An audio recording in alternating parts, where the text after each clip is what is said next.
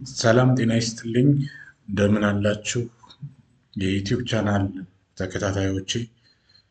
በዛሬው ደግሞ ስለ ማክሮ ኢኮኖሚክ ፖሊሲ ኢንስትሩመንትስ በተወሰነ መንገድ ግንዛቤ ለመፍጠር በማሰብ ነው የተዘጋጀው።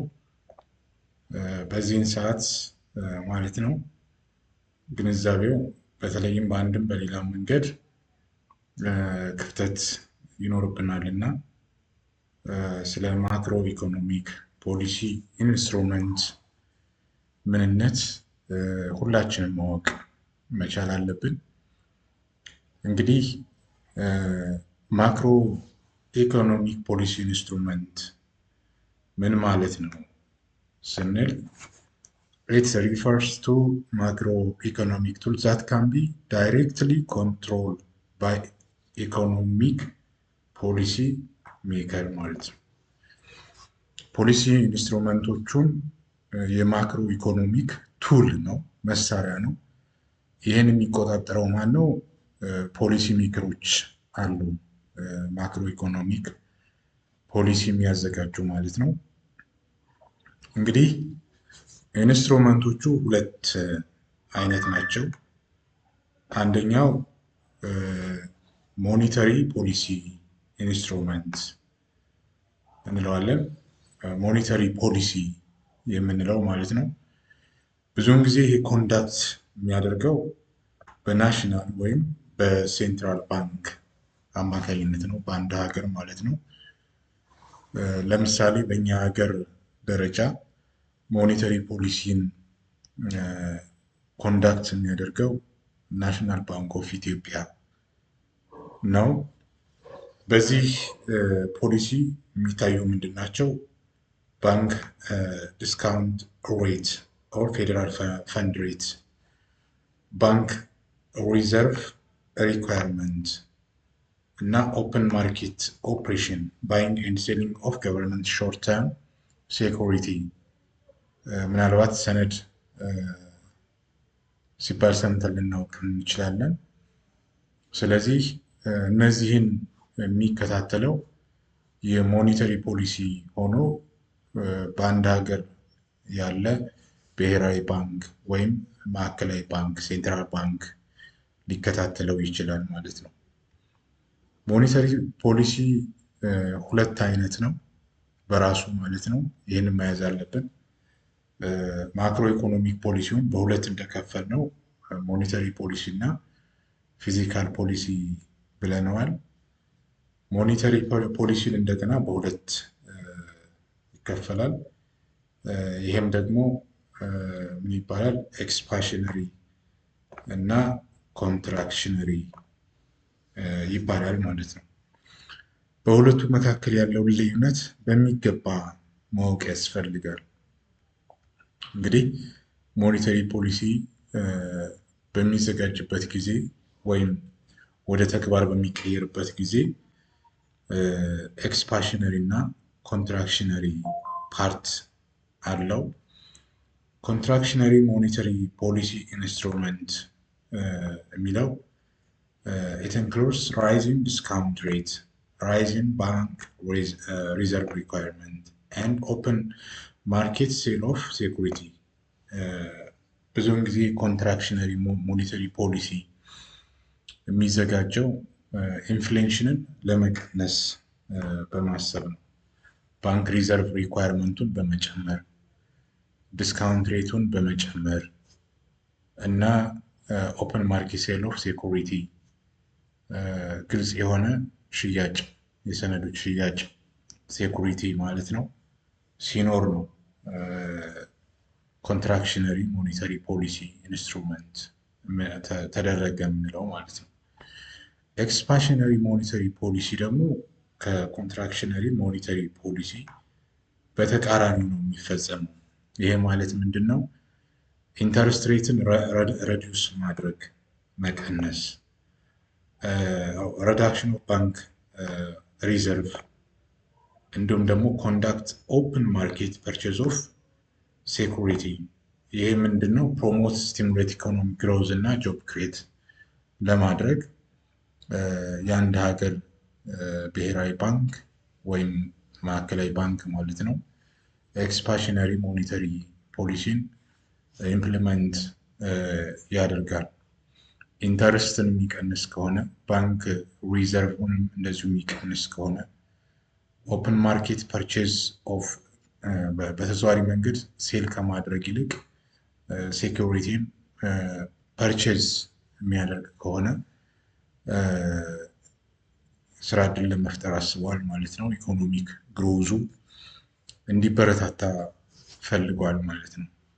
ስለዚህ ሞኔተሪ ፖሊሲ ከኢንተረስት ሬት ከባንክ ሪዘርቭ ሪኳየርመንት እና ከሴኩሪቲ ኦፕን ማርኬት ጋር በተያያዘ መንገድ የሚሰራ ሆኖ ኮንትራክሽነሪ ስንል ብዙውን ጊዜ በመጨመር ነው። ባንክ ሪዘርቭን በመጨመር ኢንተረስት ሬቱን በመጨመር እና ሴኩሪቲውን ኦፕን ማርኬት ሴል በማድረግ ይከናወናል። ኤክስፓንሽነሪ ስንል ደግሞ ዲስካውንት ኢንተረስት ሬትን በመቀነስ ባንክ ሪዘርቬሽን በመቀነስ እና ሴኩሪቲውን ደግሞ ፐርቼዝ በማድረግ ኦፕን ማርኬት ላይ ማለት ነው። ኮንትራክሽን የምንጠቀመው ስሎው ለማድረግ ኢንፍሌሽንን ለመቀነስ ሲሆን ኤክስፓንሽነሪ ሞኔታሪ ፖሊሲ የምንጠቀመው ደግሞ ስቲሙሌት ግሮዝ የኢኮኖሚ እድገት እንዲመዘግብና ስራ ዕድል የሚፈጠር የምንፈልግ ከሆነ ይህንን ኢምፕሊመንት ይደረጋል ማለት ነው። ሁለተኛው ፊዚካል ፖሊሲ ነው።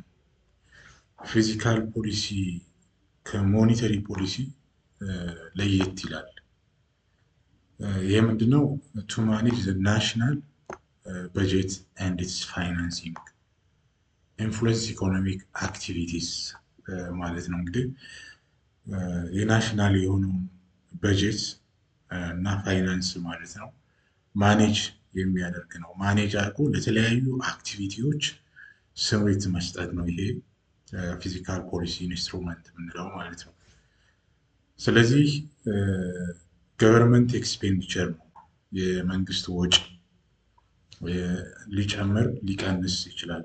የገቨርንመንት ኤክስፔንዲቸር ማለት ነው። ኢንክሪዝ ኦር ዲክሪዝ ታክስ ሬት የታክስን በመጨመር ኦር በመቀነስ ሊደረግ ይችላል። ኮንትራሪ ማለት ነው። እንግዲህ ፊዚካል ፖሊሲውንም በሁለት መንገድ እናየዋለን። ፊዚካል ፖሊሲውን ስንመለከት ልክ ሞኔተሪ ፖሊሲ እንዳየነው ኤክስፓንሽነሪ እና ኮንትራክሽነሪ ፓርት አለው። ኤክስፓንሽነሪ የምንለው የገቨርንመንት ኤክስፔንዲቸር መጨመር ኦር ታክስ ሬት መቀነስ ማለት ነው። ወጪህን ትጨምራለህ፣ በተቃራኒ ደግሞ ታክስን ትቀንሳለህ።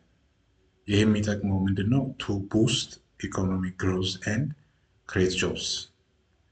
ፊዚካል ፖሊሲ ላይ ምንድነው ያልነው? ኤክስፓንሽነሪ ፓርቱን ስራ ዕድል ለመፍጠር እና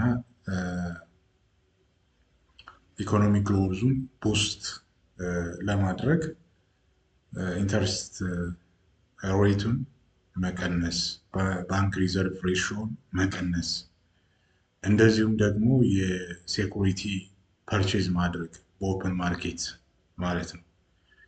ስለዚህ በፊዚካል ፖሊሲ ሳይድም ሴም ቲንግ የገቨርንመንት ወጪን ኢንክሪዝ በማድረግ ታክስ ሬትን በመቀነስ ማለት ነው ፖሊሲው ኢምፕሊመንት እንዲደረግ ወደ ተግባር እንዲቀየር ይደረጋል። ይሄ የሚሆነው ጆብ ክሬት ለማድረግ እና ኢኮኖሚው ቦስት እንዲያደርግ ሲፈለግ ማለት ነው። ኮንትራክሽነሪ በተቃራኒው ገቨርንመንት ኤክስፔንዲቸሩ እንዲቀንስ እና ታክስ ደግሞ እንዲጨምር በማድረግ አግሪጌት ድማንዱ ወይም ፍላጎቱ እንዲቀንስ ለማድረግ ይሄ ስሎው ዳውን ኢኮኖሚክ ግሮዝ ሶ አስ ቱ ሬዲዩስ ኢንፍሌሽን ማለት ነው። ስለዚህ የኮንትራክሽን ባህሪ